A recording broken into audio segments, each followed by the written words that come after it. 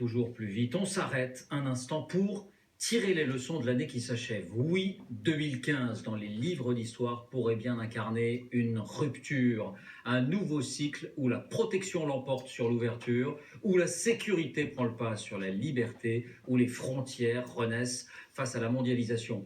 Bonsoir François Langlais. Bonsoir David. On verra avec vous dans un instant comment ce mouvement de bascule s'inscrit dans l'histoire. D'abord, 2015, les signaux d'une nouvelle époque.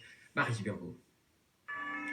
2015 et ces deux crises spectaculaires. Les centaines de milliers de réfugiés sur les routes de l'exil en Europe et les deux séries d'attentats terroristes sans précédent en France. Mais 2015, c'est aussi la montée des mouvements populistes en Europe.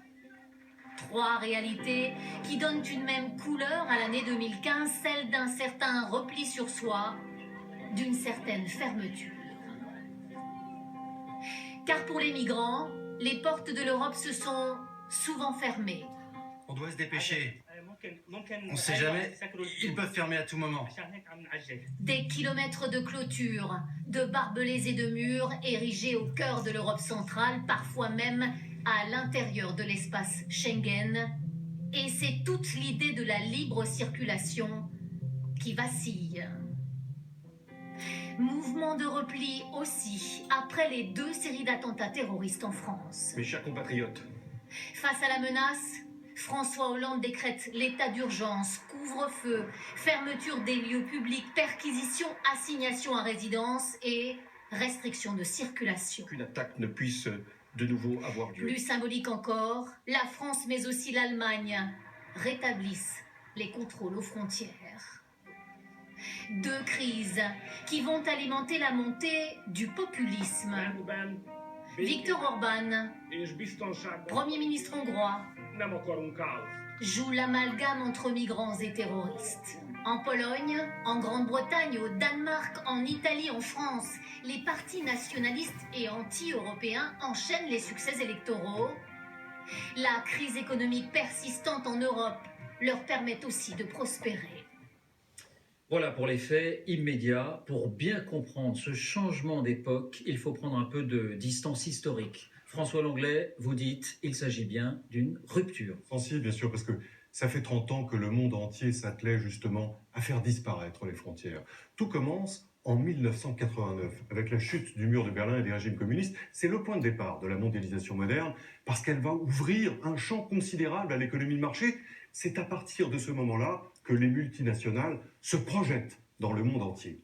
4 ans plus tard, 1993, c'est la constitution du grand marché unique européen qui supprime les frontières nationales, justement pour permettre la libre circulation des personnes, des biens et des capitaux. L'année d'après, en 1994, c'est la naissance de la première start-up Yahoo et le début de l'essor du web. L'Internet va contribuer à rétrécir la planète grâce aux échanges instantanés qu'il permet. 7 ans plus tard, c'est l'arrivée dans l'économie mondiale d'un territoire énorme, la Chine, qui intègre alors l'OMC, l'Organisation mondiale du commerce. Et c'est à ce moment-là que les délocalisations s'accélèrent. 2007, c'est l'arrivée de l'iPhone d'Apple et c'est le symbole de l'apogée de la mondialisation. D'abord parce que ce téléphone sera bientôt l'un des plus vendus au monde, mais surtout parce qu'il est fabriqué avec une chaîne de fabrication qui mobilise une dizaine de pays. C'est un produit véritablement mondial. Mais ça ne dure pas. Un an plus tard, c'est l'infarctus de la mondialisation avec la faillite de la banque Lehman Brothers qui déclenche une crise économique très profonde. C'est à ce moment-là que le monde commence à se refermer. C'est-à-dire qu'il y a un changement de cap, le monde change de cap, il y a un mouvement de bascule après 20-25 ans de mouvement vers l'ouverture. Changement complet. Le commerce mondial a déjà changé. Regardez cette courbe. C'est l'évolution des importations des pays développés depuis 20 ans. C'est une mesure du commerce international. Et on voit très bien la première phase, 1995-2008, l'extraordinaire croissance des échanges, suivie par la crise, justement, l'infarctus dont nous parlions à l'instant, et puis aujourd'hui, une petite reprise pénible où l'on retrouve à peine le niveau d'avant la crise. La mondialisation s'est infléchie. La meilleure preuve, c'est que depuis 12 mois, on dénombre pas moins de 2000 mesures protectionnistes dans le monde. C'est un record. Et qu'on voit poindre le souverainisme économique dans nos pays, et même la tentation de quitter l'Europe. Regardez ce qui se passe aux États-Unis avec cette perspective de référendum. Donc, Royaume-Uni, Au pardonnez-moi. Royaume-Uni, donc vous dites l'ouverture fait peur, insécurité économique et insécurité tout court se rejoignent. 2015 cristallise en quelque sorte ce mouvement. Est-ce que ce coup de frein peut durer longtemps? C'est tout à fait possible. Parce que, s'en tenir à l'histoire, il y a des cycles, ce sont des cycles longs de plusieurs décennies où alternent justement les phases d'ouverture, de mondialisation et les phases de repli national. La crise a probablement déclenché une phase de repli. Comme si nos sociétés étaient fatiguées de la mondialisation et des risques qu'elle crée, c'est-à-dire les risques de crise financière, la montée des inégalités, l'insécurité géopolitique. Le risque a réveillé le besoin de protection et avec lui le besoin de frontières au détriment du désir de liberté.